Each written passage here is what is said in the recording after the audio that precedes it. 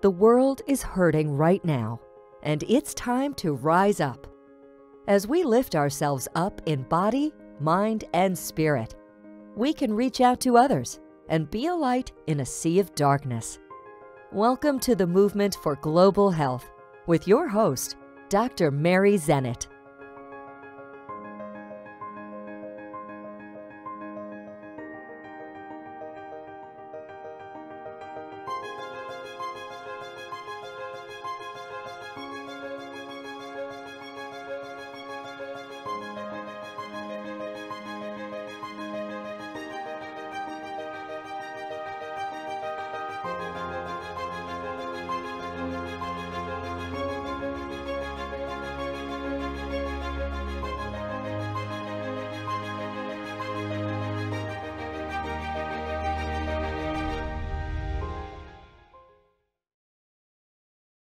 Oralia Acosta is a certified health coach.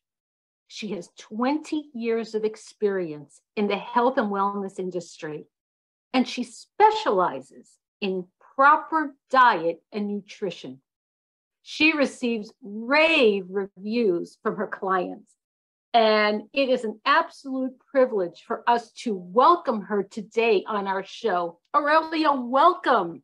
Thank you so much. I really appreciate it. And I'm looking forward to this conversation, Mary. Yes, as am I. First, tell us briefly about what you do. So I am a health coach, and I incorporate all aspects of wellness. So it's not just the physical and the calories, it's the mental, the emotional, and the often neglected spiritual. You know, Mary, we're all spiritual beings. And until that part of us is fulfilled and addressed, however you envision the divine, we're not showing up as full, complete, and whole beings. And so you get involved with all those. It's a holistic picture of wellness. It is. It's holistic, as you say. And my specific focus is on weight loss by reversing metabolic syndrome.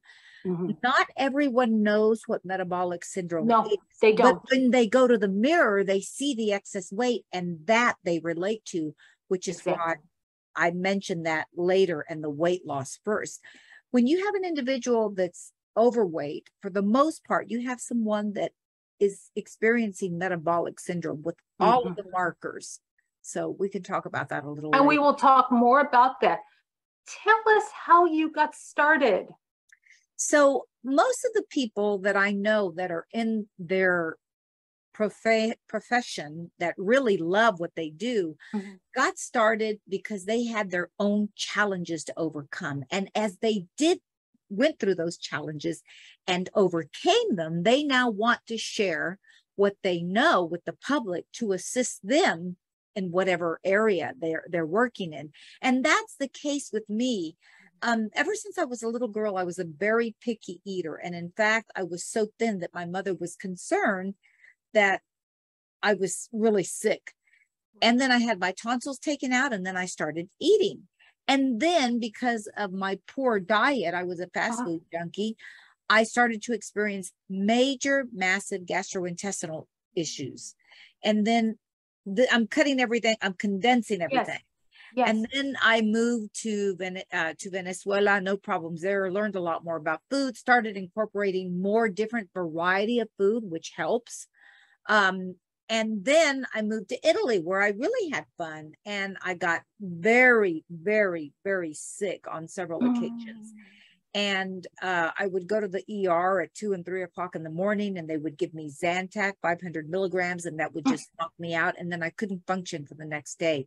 But the problems that I was experiencing were very severe. And I was starting to develop gluten intolerance toward the end because of all the pasta that I was eating. And so when people tell me that they can do better with Italian wheat and flour, I would tend to agree. And I would also be cautious, because once you start giving the body a lot of something that it doesn't do very well with, you're going to create that same problem that I had. So then I moved from Italy to France. And then when I got to France, I had stopped doing what the iridologist had given me as far as herbs and a specific diet to follow that cleared up my skin in 3 days. And my mind and my focus were both sharp. And the problems that I had disappeared completely. So then I went off to France, and I was going to work as an au pair when I got sick again, ended up in the emergency room. And the doctor that I saw said that I had a problem with my appendix and he wanted to take it out. And I'm glad I didn't do it then, although I did it much later, and I wish I hadn't done it, because I see it this way.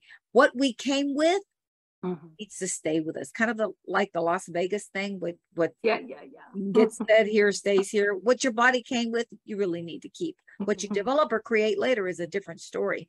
But anyway, so that interrupted my trip in Italy and my sojourn, because I was actually living there. I've been living there for 5 years. And then I moved to France. I moved precisely to Paris, and that interrupted that. And so when I came back, which has been probably, oh my gosh, 32 years or so, I've been on a journey. Well, the third time, because I moved to Italy 3 times. The third time, it's been about 23 years since I've been back.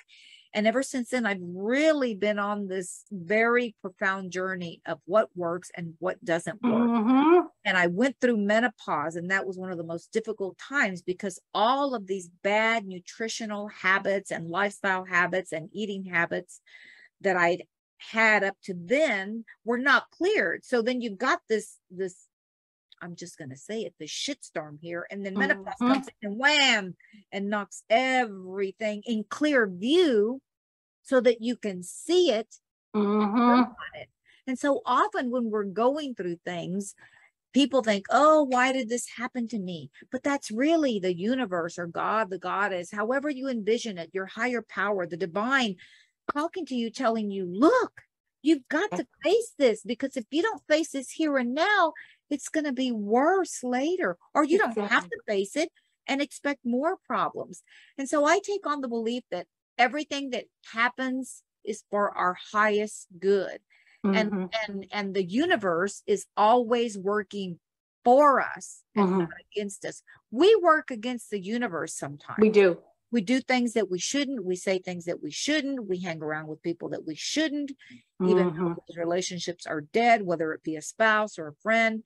And then we cause ourselves a lot of pain and grief. And then we wonder, well, why did that happen? Well, it happened because that wasn't serving you and you didn't want to let it go. That's the problem. That's the problem. So do you, in your courses, do you work on issues like this with people? I do, because everything is interconnected. So let's say sugar. Let's say you're a sugar addict, and most of us love sugar, and we've got to have sugar. Sometimes what you're really looking for is to placate that stress or that anxiety. Yes. You reach for sugar because it gives you pleasure and takes you out of that sensation of stress or anxiety, even if for 2 or 3 minutes.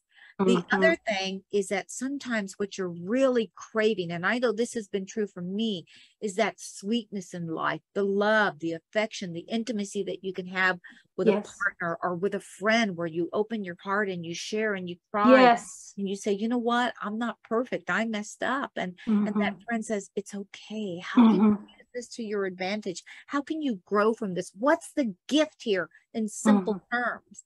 And not all of us have that. And now that we're living more isolated lives and everything is done online, we've really separated ourselves from that communion that is so required, the way the divine intended for us to break bread, which is a tradition from the Middle East and all of the Levant countries, to break bread and to have that communion. You and I are in completely different states, almost on the opposite end of the country. And that's why we're doing this on Zoom. But there are people locally that will not go out and meet their friends because and it's so true. And you know what? The pandemic rocked the world, and any semblance of connectivity that we had, I mean, it was just, the ties were severed. And I think we're just beginning to reestablish and reprioritize, like you're saying, that when you have the opportunity to meet your family, your friends, your neighbors locally, do it. Exactly. And I think that regardless of where you stand with this health crisis, because what we had before is a health crisis, and this virus just came along and exacerbated everything. But what you're really looking at here is eliminating the fear, because the fear is really what's killing people. And I mean that figuratively and literally. And there are many people that are dead inside, because I still know people and see people that haven't gone out and they don't want to. I'll give you an example. I go to church, and recently there was a member there that had the virus, and she didn't realize, and I hugged her. That's just like, that's not in my field of awareness. I already had it way before it was even a thing, and I got over it in 3 days. But in this case, it wasn't in my field of awareness. And when she said that to me, I thought, okay, well, that's fine.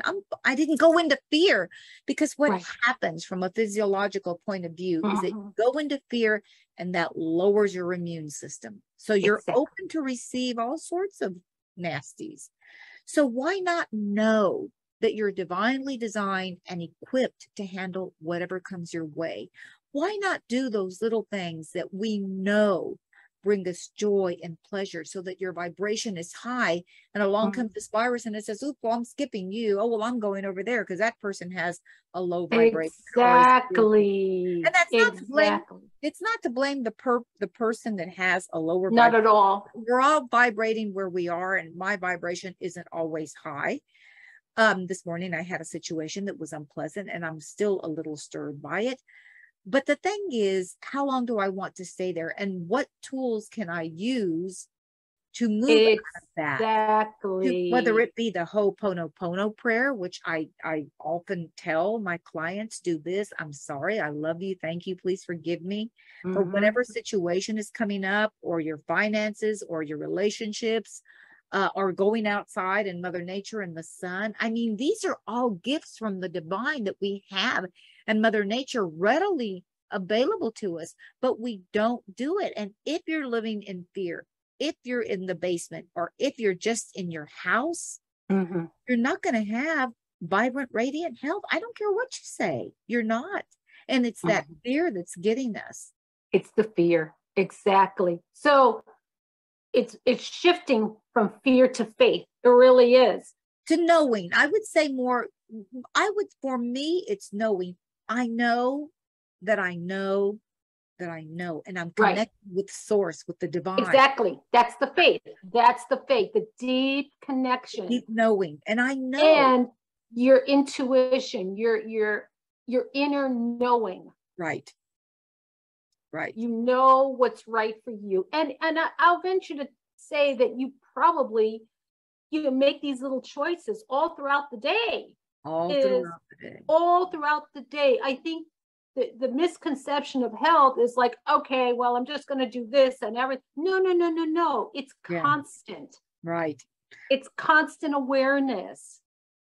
Exactly. Or I'm just going to follow this diet for 10 days and then go back and eat my junk food. I mean, I'll never forget about maybe 20 years ago or so, I met a woman who had just had weight loss surgery, and we went to a Mexican restaurant to celebrate a birthday. And she said, "Oh, I can't eat these enchiladas, but I can't wait until my waiting period is over, because I'm going to eat all this stuff." And Mary, how many times have you seen people that have had weight loss surgery? Yes. And then they go back. I've got a neighbor a few houses down from me that she was still, when you come out of weight loss surgery, you still have to release that inflammation and go through the where the body settles out. Exactly. But she never corrected her eating habits, and she's heavier now than what she was then. And it's because she didn't take care of her eating habits and her lifestyle. And it's really sad to see. And there's no judgment here. It's just an awareness of facts. And this is a concern. And this is why Robert Lustig, who's a PhD, and he's also a pediatrician, says that 88% of the population has one or more symptoms of metabolic syndrome. What is that? High cholesterol, high blood pressure, hypertension. they're insulin resistant, Right. or they're diabetic, because 10% of the diabetics are walking around without knowing it until something Absolutely. serious happens. Mhm. And then they get that wake-up call. Mhm. So this is exactly why I am so passionate about the body. And it's my mission to assist 50 women and men to release weight anywhere from 10 to 30 pounds before the end of 2022. And I'm hoping Wow. your readers will join me and form part of my tribe and join my Facebook group, which I didn't give you the link to. It's Create Your Health, because I do share tips and techniques, and I do videos. There's not much participation, and I suspect that that's in part because I don't post much and people are busy. You know, this is another thing. We've all gotten very, very busy. Unfortunately, and I will say this even for me, we're busy often scrolling and doing other things that I don't know. bring us joy. Mm-hmm. And then when you look at our lives and we're unhappy, guess who's creating that? We are. And this is not about blame. This is about responsibility. This is about saying, okay, this is not working. What's required here? And if you just sit with that question, or you go into meditation or prayer, you will get your answers. And nobody has to tell you. Not your doctor, not a 3-letter agency, not the government that has no business in our health because they don't even know how to run the country, much less our health. You have that knowing. And that's what I'm talking about when I say knowing. You know you need to drink water. You know, if it's hot outside, you need to drink more water and maybe add a pinch of Himalayan salt so that it has electrolytes and the water goes into your cell instead of just endogenous, which is outside of the cell. You know this, Mary, you're a doctor. You know that you have to get up and move. You know that you can't sit all day long at your desk. And I have a stand-up desk and I pull it up and then I put it back down and then I move. And sometimes I'm on my calls with my clients or my marketing calls and I'm moving back and forth. You know, you have to stretch, but you don't do it. Why don't you do it? And the body is just begging you for a little something, a 1% improvement every day, just 1%. And we don't do it. And I'm also a big advocate. I'm a big lover for the human body, for the divinely designed human body, because we are divinely designed, just perfectly, beautifully. And if something is off in your body, there's something going on that you're doing or that you're not doing. The body just doesn't collapse or fall apart. True, Exactly. wear it somewhat down. I agree with you there. But to say that I'm 62, which I am, and I'm going to fall apart, no. But here's the clincher. If I believe that, guess what? My body says, okay, exactly. I'll fall apart for you. Or God or the goddess or whoever you believe in will say, you want that? You're focused on that? Let me give you more of that. And let me show you so many other ways that your body can fall apart. Or we can say, you know what, body? The Ho'oponopono prayer. And I did that this morning. I'm sorry. I love you. Thank you. Please forgive me. I'm so grateful for you. I'm so grateful for you housing me. You see, Mary, and I know that you're aware of this. We are not our bodies. We are soul and spirit in our body, in this vast sea of awareness. And that's where our body is. And that's where we're temporarily housed. But we're not our bodies. As an example, I love chocolate. My body, not so much. If I eat too much sugar, I break out in a rash. Oh, absolutely. That will congest me. I'll get a sinus headache and it will trigger all these points and I'm out for 3 days. So guess what? I don't do it. Exactly. Or I can do it and expect the consequences. The universe runs. It's very wow. This is so important. Share with us some of your programs for our listeners so they can get an idea of ways that you can specifically help them. Well, I have programs ranging from the $99 range all the way up to 76, I believe it's 7,600 for a 1-year program. And so I also do group coaching programs, and I've got one coming up starting September 6th through October 11th, where I'll take you through setting a new baseline, where we'll retrain you to get in touch with your body, see how food feels in your body, fall in love with food and getting in the kitchen, because that's another thing. And I'm also a wellness chef. You cannot experience health unless you get in the kitchen and start cooking. Now, when I say that, I don't mean go out and make gourmet meals like you see on TV. I can do that, a lot of it, because I love it and I love to spend time in the kitchen. But most of us are very busy and don't have time for that. What I do when I work with my clients is I ask them what their preferences are. And I have a long list. It's a taste assessment so that I can see what they like, what they don't like. And then I prepare a menu. And then I'll tell them how to put it together. And if they're paleo, I'll show them those substitutes. If they do keto, I'll give them those substitutes. Or on a, I believe it's called IPA protocol, which is the autoimmune protocol. I can assist them with that. And if I don't know the answer, I'll look it up, or I'll send you to someone else.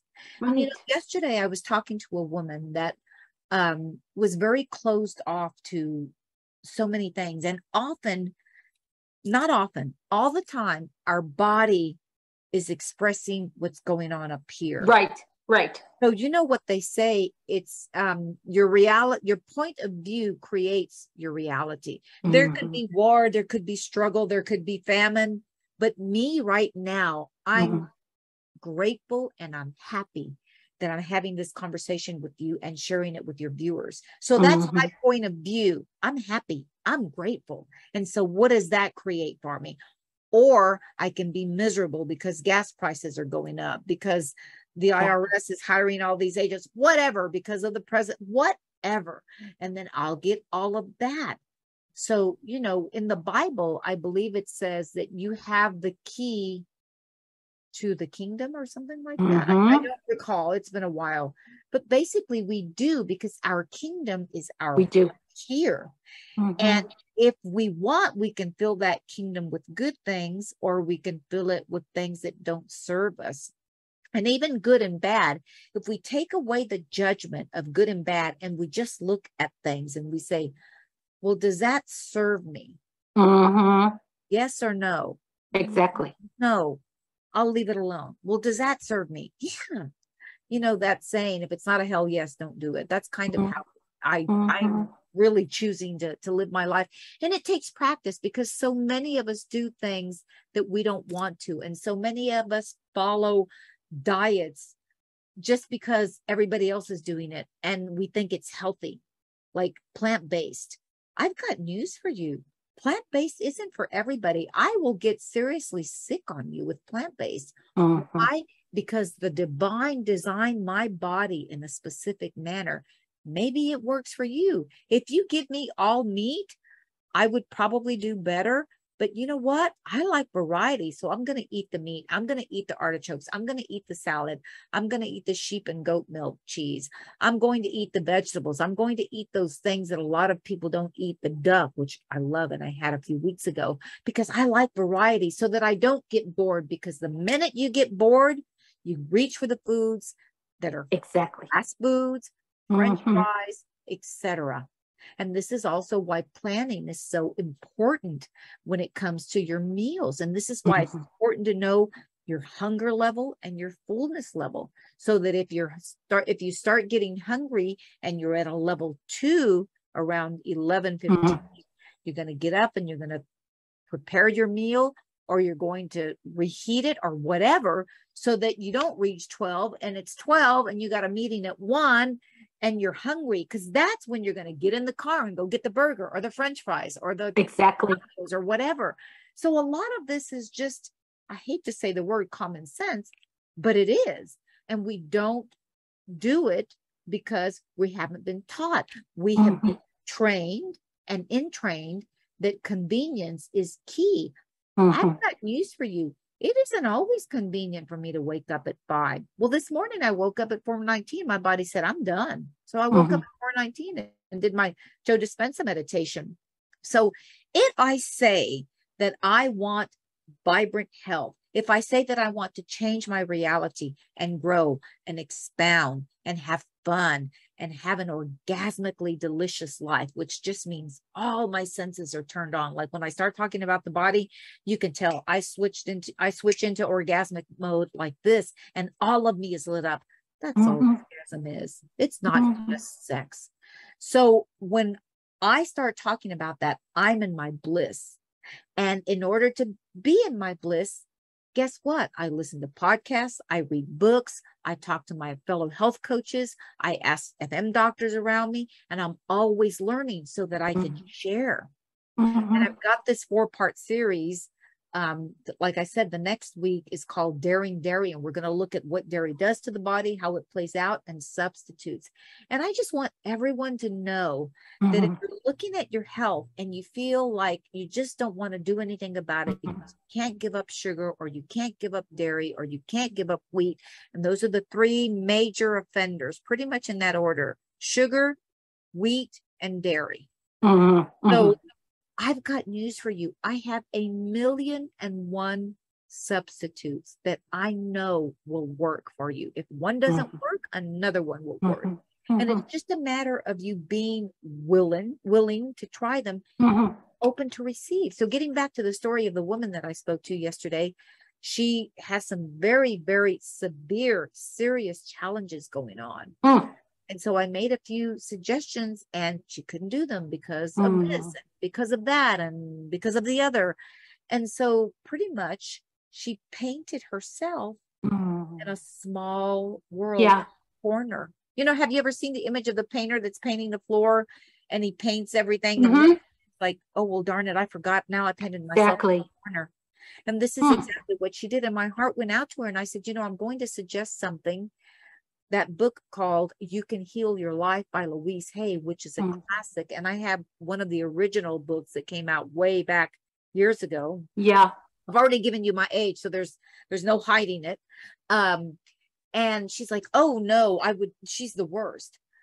Well, everything that I offered to her didn't suit her, didn't fit her needs. She was closed off to it. And I said, you know what? I'm sorry, I have nothing else to offer you. And I really meant it.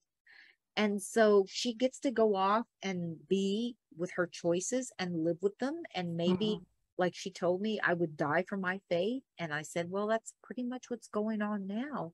And I don't know if she heard me, but this is the beauty of life, that everyone gets to choose. So if I want to believe that I can't do this and that and the other to benefit my health, okay, I get to live that way, and I get to die that way too. Or if I believe, you know what, I'm going to do this. So recently, last week, I started addressing a pain that my right hip has. And it's been so severe that I wake up in the morning with a lot of pain. Yes, it's inflamed. Yes, in small part, it's the diet. I got off a detox a few weeks ago, and my diet has once again radically changed. And you go through layers and layers and layers. You do. It's not just I'm going to do it once and I'm done and that's no. And then you try this, and then all of a sudden this doesn't work. But getting back to the pain, so I started working with another chiropractor, and I gave him a try because I'm thinking, okay, I've got to do something here because I can't stand this pain. I woke up one morning and I was in tears as I was doing my morning ritual and journaling. And so I went to see him. This is week 2. And this morning I woke up with maybe like 10-15% like tingling of pain. And this happened because I am willing to do the work. Exactly. Stretching every day, which I'm going to start doing religiously, because even these last few days I didn't, because I was sore from original. Walking, I usually do that at least six times a week. Doing my mobilization, which is different from stretching, and going in and having him work on me. And I will tell you, with Graston, which is a little metal bar like this, and he rubs to unstick, if you will, the fascia. So that hurts. And the first time he did it, I had a bruise. But you know what? It's okay because I'm willing to go through that to get to the next level. Or I could say, you know what? I'm just going to take opioids. I'm just going to take painkillers. That is a patch and it's temporary. I could get hooked on it and that could kill me. Now that's not the people that do opioids. That's just a knowing that you've got other things that you can do. Exactly. Your body's crying out for help. Please help it. And if I can be of any help to you, please reach out to me. And that gets into what I want to ask you is, well, first of all, I think you have an ebook, a free ebook. Yes. That our listeners might really appreciate. Yes. It's called How to Lose Weight When Nothing Else is Working. Wow. Now, I didn't create this book. And I'd like to point out to a distinction here. There is a difference between losing weight and releasing weight. Releasing is permanent. You're done with it. Just like I released a friend of an ex-friend or an individual this morning. Just like I released things that didn't serve me, and I've released thoughts, beliefs, and ideas, which we were just talking about, beliefs. Because what happens is that when you lose something, what do? You tend to look for it. You want to find it. Or in the case of weight, it will find you. If you drop the weight, what happens when you drop something? You go to pick it back up, or it will pick you back up. So and we're talking about energy here. And this is what I mean about energy. And the woman that I was speaking to yesterday said, I don't believe in that. That's of the devil, and et cetera, et cetera. And okay, if that's your belief and it's working, fine. And if it's not, what else is possible for you? So when you look at the words, or when you say the words, or close your eyes and I say the word lose weight, that to me right now feels heavy, and I feel it right in here. If I say drop weight, that's a little bit further down here, still heavy. But if I say release, that has like an upward energy. You see what I'm saying? Exactly. You don't have to go by what I say. Try it. But what I'm saying is, and I've had several people point this out to me, and I've known this for a while, but we get stuck back on lose weight. But all we're talking about is energy here. And what we're doing with the word release is we're starting to reprogram our mind to release it, to let it go. Just like we say, let go and let God. That's part of releasing. Release it and let it go. There's a song I remember when I used to go to church. Please, what was it? Please release it, let it go. Something like that. They use this word for a specific reason, because when you release something, you're done with it. And that is by far one of the most challenging things that we can do, which is where the Ho'oponopono prayer comes in. I'm sorry. I love you. Thank you. Please forgive me. And you say it for any situation that's creating you harm or hurt or upset. You say it for people. You say it for your spouse. You say it for your finances. You know, we hate money. Do we think money's going to come to us? If I hate you, Mary, would you have invited me to this podcast? Of course not. You know, there's another modality that I practice that I still use some of their tools called Access Consciousness. And Gary Douglas, the founder, always says, if money were your lover, would it come to you? I don't think so, because we hate money and it's the root of all evil and blah, blah, blah. And look at that person. They're rich and I'm going to hate on them because they're rich. And money's over here saying, I'm not going over there. She hates me. She thinks I'm a rude bitch, or whatever the case may be. I'm the root of all evil. I'm not going there. And subconsciously, we shield ourselves because we don't want to have the root of evil in our home. But poverty is the worst form of cruelty. I believe it was Gandhi that said that poverty is the worst form of cruelty, because when you don't have money, which is what we use on this plane of existence to expound and create, have a very limited life, kind of like the woman who painted herself in the corner. And I'm not making fun of her. We're just talking about facts. And that's another thing. All of a sudden, you can't point out facts because they're offensive. Well, that doesn't change the fact. You may be offended, and that doesn't change the fact. So when we invite money, when we're excited, then we can say, I'm going to first, I'm going to take care of myself so that I'm well provided for, and I'm happy and I'm healthy, and I have this abundance flowing in and through me. And from that same flow of abundance, I can give to this charity. I can buy this person furniture, who's lost the furniture. I can help out this person whose mom just died unexpectedly. I can help these 50 children get backpacks that otherwise don't have school supplies. But when we hate money, we're not only cutting ourselves out, but we're cutting everybody else out that we want, that some say they want to help. And people don't realize this often. And they don't. And that word hate, even, I mean, isn't it better to release that energy and focus on love, as what you you say, do and want. abundance and healing, and I mean, it makes energetically, it makes all the difference in the world. Well, you know that gentleman, the Japanese doctor, I forgot his name, who did the images of water, remember? Yes. And so he did the image of love, and I can't remember what the other words were, and they were so beautiful and they were perfect. And then he did the image of hate, and it was just a mess.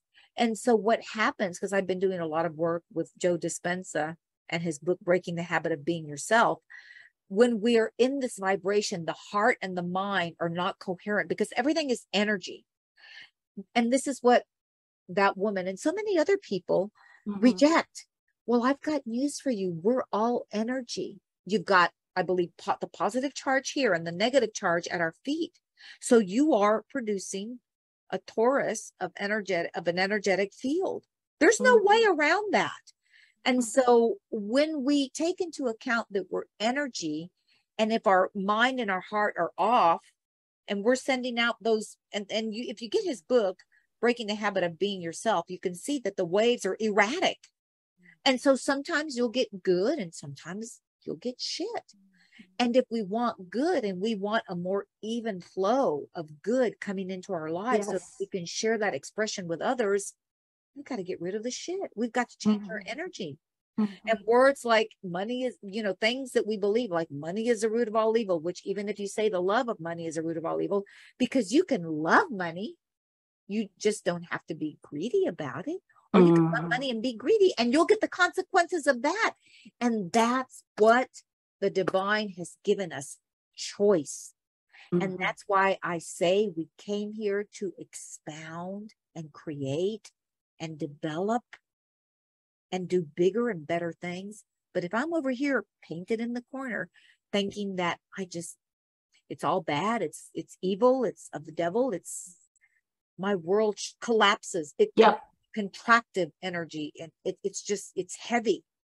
And then you go out and all of a sudden someone's rude to you, or they stay away from you, or no one smiles at you, no one says hello to you, and you're thinking, then your energy dips down even further. And then you come home and your dog made a mess, or your dog bites you, or your husband had a bad day and he snaps at you. It's because of all that energy that's swirling around you.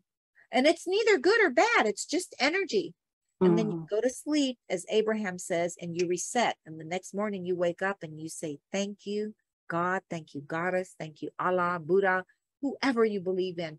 I'm so grateful for this day. I'm so grateful for another opportunity to expound, to expand, to create, and to generate, because we are creative, generative beings. I'm generating by speaking to you, and you're generating by having me here. And let's see what we can create. Let's see what comes of all of this with no expectation, just to know that I'm happy doing this. And that's that heart coherence with the mind. And then I'm putting out that energy, and let's see what I get back. Exactly. And I would encourage our listeners to keep open to energy. There are so many new advances, and it really is becoming more mainstream, to a point where they're saying that this is the next frontier in health. If we don't understand energy medicine, we're missing it. So I would ask our listeners to keep an open mind. And I know I've got downloads on energy. I know you do, Oralia. And we want people to understand and embrace these principles. Now, speaking of that, where can our listeners reach you? So I am on Facebook at Nutrilicious by Oralia, which that is just a combination of nutrition and delicious, because food can be nutrilicious. A lot of people have the, once again, false idea that in order for it to be healthy, it's got to taste like cardboard. Nothing could be further from the truth. They can follow me on my profile, which is also open because I want people to know what I'm up to. And I post a lot of recipes, and my food is really, really good. I love my food, and when I don't have it, I miss it.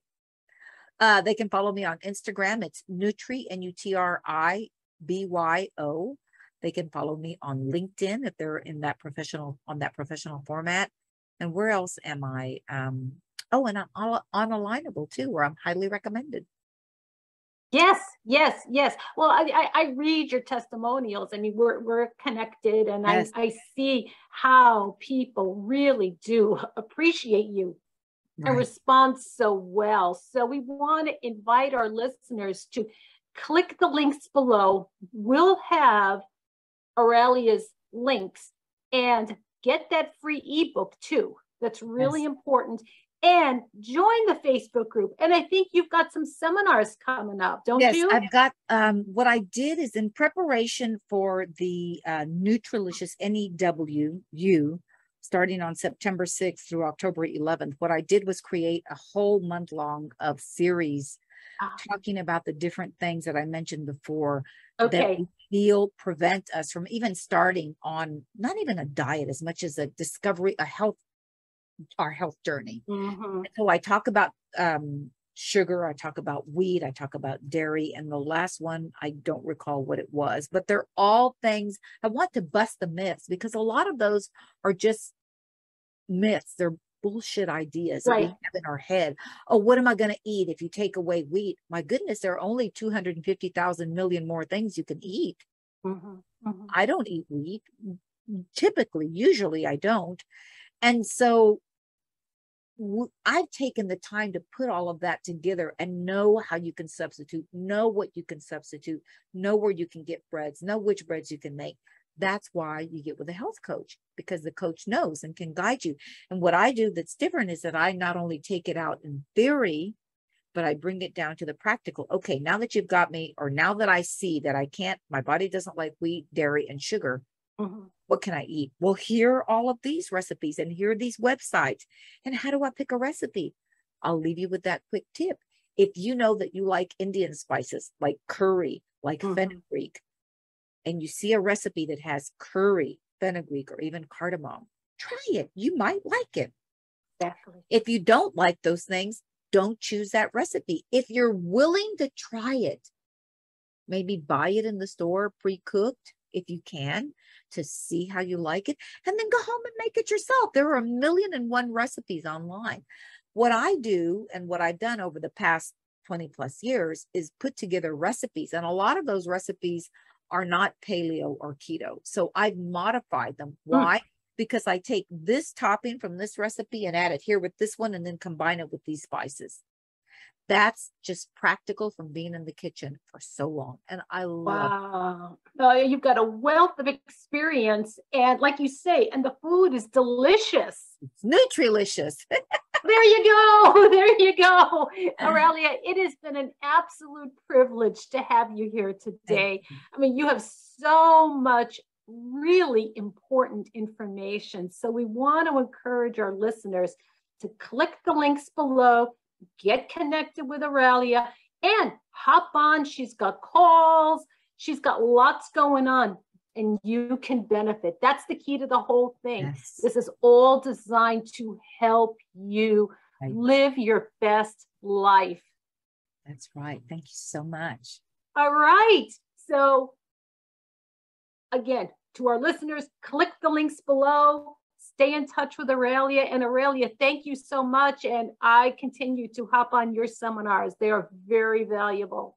Thank you so much. See you soon. All right, then. Bye-bye.